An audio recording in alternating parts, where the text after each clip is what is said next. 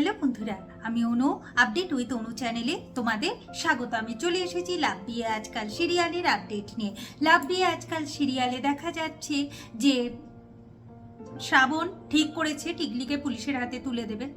শ্রাবণের দিদি বাধা দেয়, সে তার মাথার দিব্যি দেয় যেন তার মেয়েকে পুলিশের হাতে তুলে না দেয়।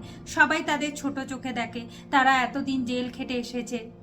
আর তাছাড়া যদি টিকলির সাথে আমরা এটা করি, টিকলি আমাকে কুমাতা ভাববে। শ্রাবণ বলে এইসব ব্যাপারে কোনোদিন তোকে কুমাতা ভাববে না। এই যে তুই এত বড় অন্যায় করলি, এরপরই তোকে কোনো না কোনো সময় বলবে যে যখন আমি ভুল করেছি তুমি বাধা দাওনি কেন।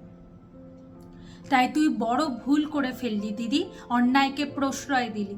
ঠিক আছে, যখন দিব্যি দিয়েছিস, এখন সম্পর্কে জড়িয়ে আছি তোর সাথে, তাই তুই সম্পর্কটাকে ইউজ করলি। বেশ, আমি এরপর কম্পিটিশনে জান প্রাণ দিয়ে লড়বো, টাকা ইনকাম করব, আর তোদেরকে আমি বাইরে রাখবো। এই বাড়ির কোনো মানুষদের সাথে কোনো অনাচার আমি হতে দেব না। এটাই হলো শ্রাবণের কথা। এই বলে শ্রাবণ বেরিয়ে যায়। এখন টিকলি তার মায়ের কাছে বলতে থাকে, তোমার কেমন বোন যে আমাকে ফাঁসাতে চাইছিল। এরপর শ্রাবণের দিদি টিকলিকে খুব মারতে থাকে, বলে কিনা বাবার রক্ত পেয়েছিস না, এরকম ভাবে আমাকে অপমান করবি সবার কাছে, এ তো হতে পারে না। পরের দিন সকালবেলায় শ্রাবণ রোহিণীকে নিয়ে বাড়ি ফিরে আসে, আর সবাই এটা দেখে খুব আনন্দ পায়। শ্রাবণ বলে আমি কেসটা তুলে নিয়েছি, তাই রোহিণীকে ফিরিয়ে নিয়ে এসেছি। আর আমার দৃঢ় বিশ্বাস এই কাজটা রোহিণী করেনি, রোহিণীকে ফাঁসানো হয়েছে। মৃত্তিকা বলে শ্রাবণ সব কি তোমার ইচ্ছায় হবে নাকি? যখন চাইবে জেলে পাঠাবে, আবার যখন চাইবে কেস তুলে নেবে নিয়ে আসবে, এ তো হতে পারে না। তাহলে তুমিই বলো কে রোহিণীকে ফাঁসিয়েছে? শ্রাবণ বলে কেন আপনি?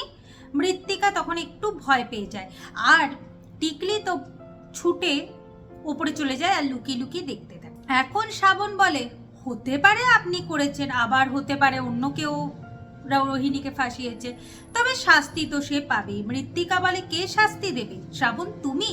শ্রাবণ বলে না না, এইসব কাজ আমি করি না।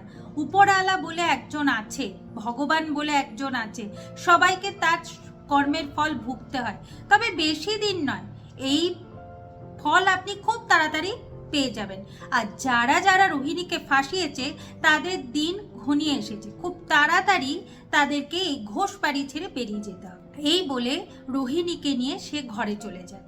এখন ওমের দাদু বলে, ওম, শ্রাবণ যেটা করছে সেটা ঠিক করছে, শ্রাবণের সিদ্ধান্তের ওপর আমার দৃঢ় বিশ্বাস আছে।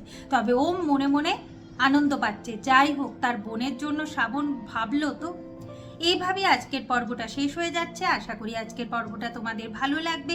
ভিডিওটা দেখবার জন্য আর আপডেট উইথ অনু চ্যানেলের পাশে থাকবার জন্য অসংখ্য ধন্যবাদ।